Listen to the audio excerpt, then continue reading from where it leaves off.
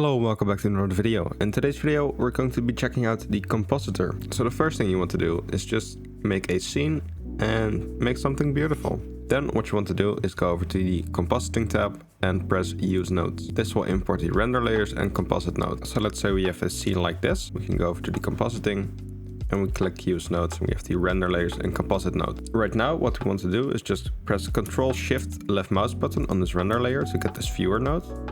And just place this somewhere here. And what we want to do now is just render our image. It's rendered now, so we can go back to the compositing tab and we see our image right there, but it's kind of big.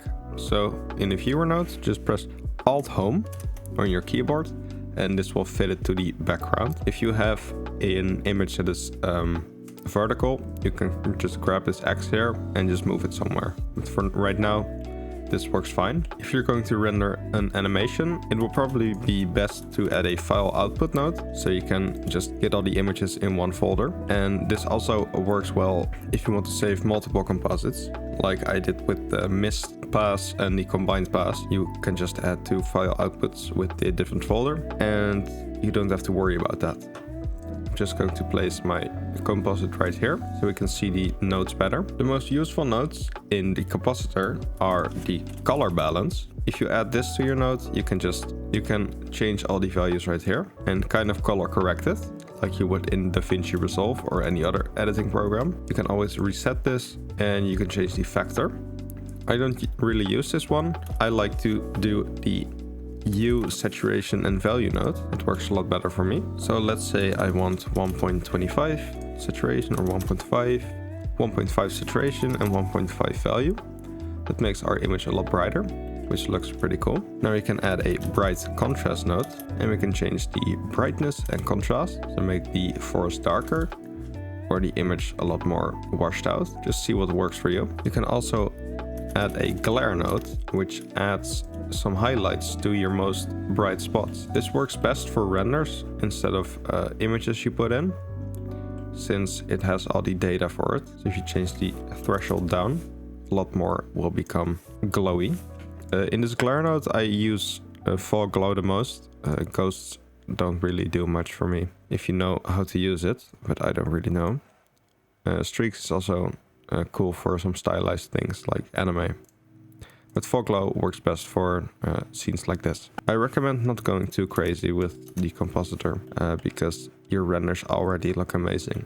So try to keep it subtle. The color correcting is probably the most you need to do. And the glare, just keep it subtle. So this looks cool. You can also add a lens distortion node, which is really good for realism because every lens is distorted a little bit. So keep this subtle and you can press fit to just fit the image right there. You lose a little bit, but it adds realism. Add a tiny bit of dispersion just to show you what it does. It just adds these streaks at the side, which every lens has. So keep it subtle, but it should be there. 0.01 or 0.02. 0.02 is a little bit too much, so 0.015. Yeah, that's great. So this is the most you'll do with the normal render. And I'm going to show you some advanced tips right now. So if you go back to the layout and go back to your render, sometimes in Blender, you have to disable the background. You just want a transparent background like this. So if we do that right now and render this image, we can add a background in Blender. So it's done now. Go back to the compositing. And right now we see all the changes we made are applied here. But we have a black background. So to fix this, we can add a alpha over node. You can just put it in front here and add the image to the bottom one. And right now we have a white background that we can change with any image we have. Now you can change the color of the sky and make it more green or bluish. This looks really cool. Something like this. So now we've added a background. What you can do as well is just add an image right here. Just add an image node. And grab your background image you have somewhere. So I'm just going to use a random one like this frog. So now we have a frog in the background. So now you can render your backgrounds transparently and just add something white. This works really well for like product renders. So you can just add a white background to anything. So let's say this cube is our product, and we're just going to use cycles for this really quickly. Set the film to transparent and render this. So let's say this is our product. We can just use nodes and add an alpha over node, put it into the bottom one and preview this. Press Alt Home again. And now we have the perfect white background. And you can just change this to any color. And the product is just rendered normally, but the background is just a clean color. And now I'm going to show you some advanced tips. So if you go back to the layout and go back to the rendered view.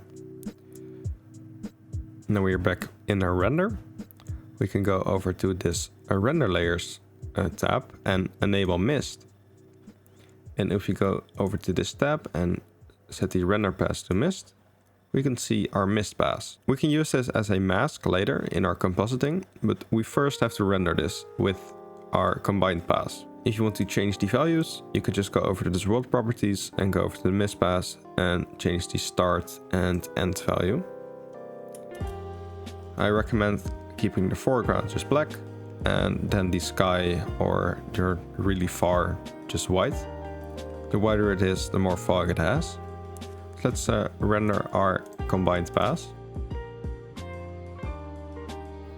So now in our rendered view, we have this mist pass right here, and we can preview this. We have our mist pass, and we can use this as a mask. If we add a mix RGB node, or a mix node as it is now, we can add this in between and set the mist as our factor. We can add this fog right here. And we can change the color of the fog and the intensity, of course. But with a transparent background, I found that you get this really ugly lines. So let's say just a little bit orangey fog. So if you just mute this node, we can see the before and this the after. You see all this fog in the forest, which looks really cool. So that's how I use the mist node. I use this in a render that's on the screen now. And you can see the sky is just one solid color, and that's because of the mist. So if we just recap what we did, we added a hue and saturation value node and a bright contrast node that changed our colors and the saturations. Then we added a glare fog glow node and a lens distortion to make it more realistic. And then we added a background if we have a transparent background, and some fog if we want that. So a before and after. This is our before and this is our after.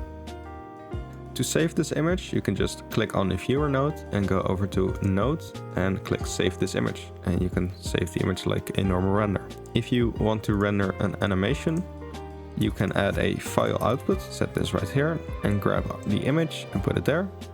Then you can navigate to your folder where you want to save this, and you can change the image type by pressing on the file output and going over to the node tab and file format. Just choose whatever you want.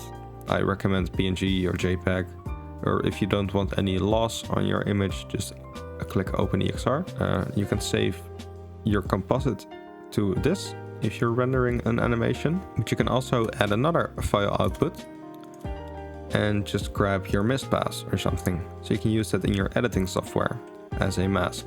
So you can save two images at once.